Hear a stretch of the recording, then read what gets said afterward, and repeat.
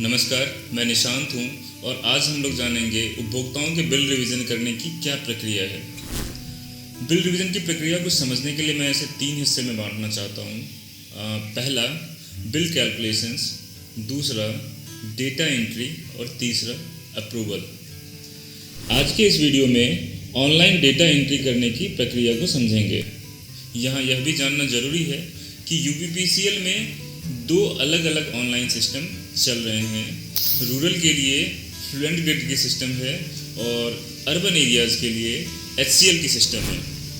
Before we start, हम लोग revision के बेसिक कॉन्सेप्ट को समझते हैं। एक्चुअली सबसे पहले हमें लास्ट ओके बिल यानी लास्ट अनडिस्प्यूटेड बिल मालूम करना होता है।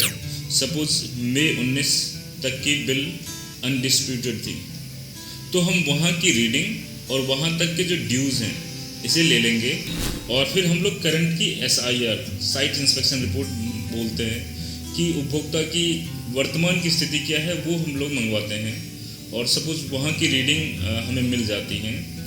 इस बीच में जो भी बिल बने हैं हम उसे इग्नोर करेंगे और उनके पेमेंट को और किसी भी तरह की एडजस्टमेंट हुई होगी तो हम उसे कंसीडर करेंगे। Adjustment like disconnection charges, cheque dishonour charges या कोई भी मीटर कॉस्ट ली गई होगी इस बीच में और हमने ऐड किया होगा, उन सबको हमें कंसीडर करना होगा। अब इस पीरियड में सपोज 6000 की कंजम्पशन हुई इस 10 महीने का, तो हमें 10 मंथ्स के 6000 यूनिट के लिए एक बिल बनानी होगी और उपभोक्ता ने जो भी पेमेंट किया होगा उसे माइनस करना होगा, कोई एडजस्टमेंट है उसे कंसीडर करना होगा और लास्ट ओके बिल तक जो ड्यूज थी उसे ऐड करना होगा। ये सब मिलके फाइनली हमारे रिवाइज्ड बिल बन जाते हैं। चूँकि बिल रिवीजन की आवश्यकता रूरल एरियाज़ में ज़्यादा है, इसीलिए सबसे पहले हम लोग रूरल एरियाज़ में यानी कि फ्लुएंट ग्रिड सिस्टम पे ऑनलाइन प्रोसेस क्या है उसे देखेंगे। सबसे पहले लॉगिन करेंगे अपने क्रेडेंशियल्स यूज करते हुए। फिर हम अपने इस वेबसाइट के होम पेज पर देखेंगे, बिलिंग दिखेगी। बिलिंग में फिर बिल प्रोसेस में जाएंगे। बिल प्रोसेस में बिल करेक्शन एंड अमेंडमेंट दिख रहा है, इसे क्लिक करेंगे। यहाँ हम लोग देखें कुल 4 ऑप्शंस हैं बिल रिवीजन के। ऊपर 4 हैं, नीचे 2 हैं। एक्चुअली दोनों में एक अप्रूव सैंक्शनिंग अथॉरिटी के लिए अप्रूवल के ऑप्शंस हैं, तो ऊपर 3 ऑप्शंस हैं और नीचे 1 ऑप्शन है। कुल 4 ऑप्शन है। कुछ उपभोक्ता जिसकी टाइम ऑफ डे के अनुसार बिल होती है उसे TOD बिल रिवीजन से करेंगे और बाकी जितने भी मीटर्ड कंज्यूमर हैं उसे नॉन TOD से करेंगे और अनमीटर्ड कंज्यूमर है तो उसे bill revision for unmetered current month bill इस ऑप्शन से करेंगे। और CC26 उसके लिए जिसमें हमें सिर्फ रिसीट पोस्ट करना है, किसी अनपोस्टेड रिसीट को पोस्ट करना हो जिसमें रीडिंग या ऐसी चीज़ों की कोई चेंजेस रिक्वायर्ड नहीं है। ओके, यहाँ मैं रुकूंगा। एक चीज़ और बता दूँ, इस ट्यूटोरियल को JEEs भी ध्यान से देख सकते हैं क्योंकि अब JEEs भी बिल रिवीजन को इनिशिएट कर सकते हैं। 10 किलोवाट तक के LMB1 कंज्यूमर के बिल को अब JEEs भी इनिशिएट कर सकते हैं। इस ऑर्डर को अपने ऑफिशियल वेबसाइट upenergy.in पर भी देखा जा सकता है। ई-बुक डाउनलोड करें, उसमें भी मिल जाएंगे। और जो ऑर्डर के सेक्शन हैं यहाँ ऑफिस ऑर्डर, इसमें आप सर्च करेंगे तो यहाँ bill amendment rights up to 10 kilowatt given to JEE distribution, इसे आप डाउनलोड करेंगे तो आपको वो ऑर्डर भी दिख जाएंगे जिसमें ये ऑर्डर 20 फरवरी 2018 की है।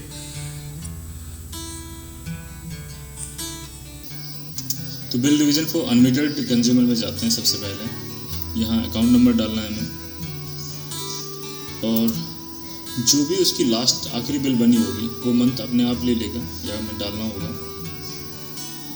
शो करेंगे तो यहाँ दिखेंगे हमें बिल मंथ, बिल बेसिस, अनमीटर्ड। तो सबसे पहले हमें यहाँ पर रीज़न लिखना होगा। कोई भी रीज़न ले लीजिए, एरियर मिसमैच या रेट चेंज। एरियर मिसमैच ले लेते हैं और कैलकुलेट करते हैं।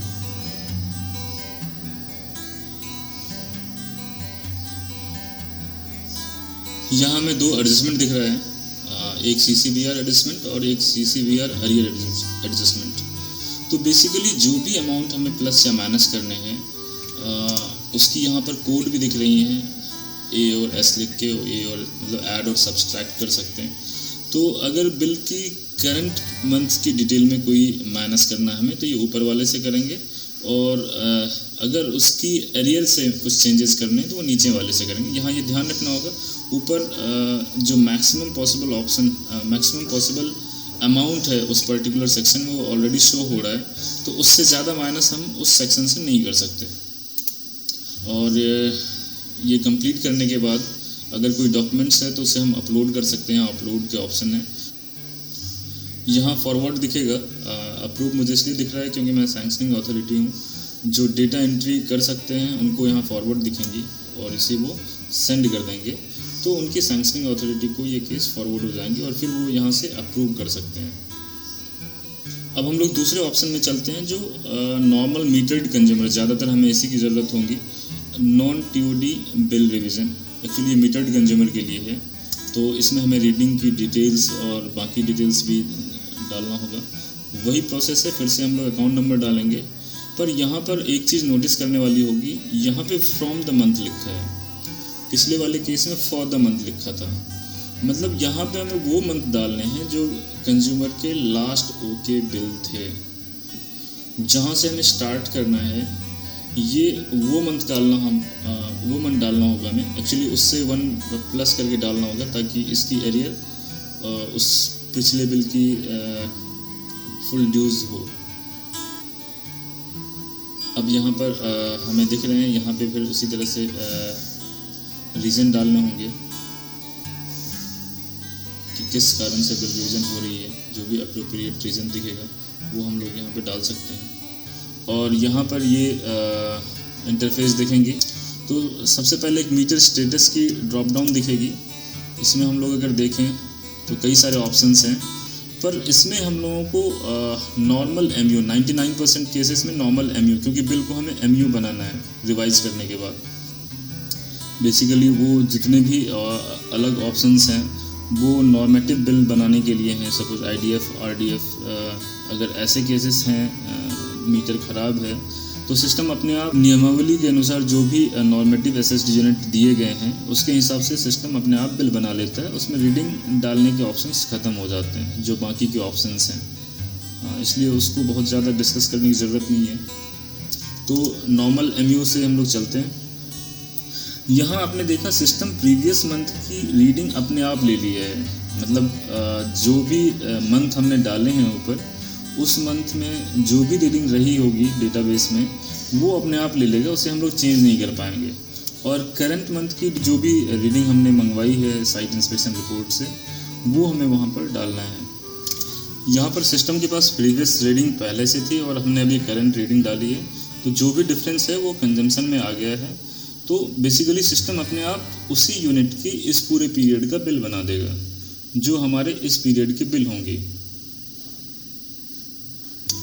अलग से कोई यूनिट अगर ऐड करना है, एसेस करना है हमें, तो वो हम लोग एसेस यूनिट में डाल सकते हैं।